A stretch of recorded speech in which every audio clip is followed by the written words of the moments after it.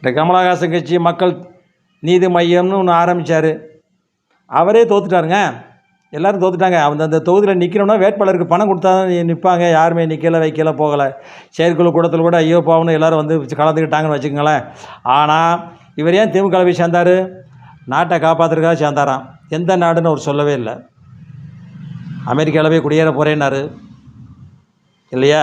இப்போ அமெரிக்காவில் இருந்துட்டு வந்து விக்ரம் ஒரு படம் கை தூக்கி விட்டுச்சு. அவருக்கு கை தூக்குனவுடனே அவருக்கு கொஞ்சம் தாங்கிற ஒரு எண்ணம். கடனில் இருந்தார் இல்லை, 220 கோடிக்கு மேலே இப்போ பணம்.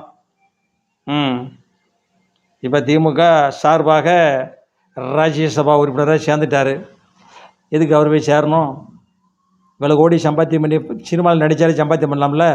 எதுக்கு அதை விட்டுட்டு இன்னும் போய் அரசியலில் உட்காந்துருக்காரு? பதவி ஆசைங்க, பதவி ஆசை மனுஷனை விடாது. இதைத்தான் அந்த நடிகர்னு சொல்லிக்கிட்டு இருக்காரு. ஏன் ரசிகர்களுக்கு ஒரு தொழிற்சாலை வச்சு கொடுக்கூடாதா? 1000 பேர் 2000 பேர் வேலை பார்ப்பல. ஜோசப் விஜய் தொழிற்சாலைன்னு எதோ ஆரம்பிங்களேன். கமலஹாசன் தொழிற்சாலை நிறுவனம் ஏதோ ஒன்று ஆரம்பிங்களேன். நீங்களும் ஆரம்பிக்க மாட்டீங்க, சூப்பர் ஸ்டாரும் ஆரம்பிக்க மாட்டார்.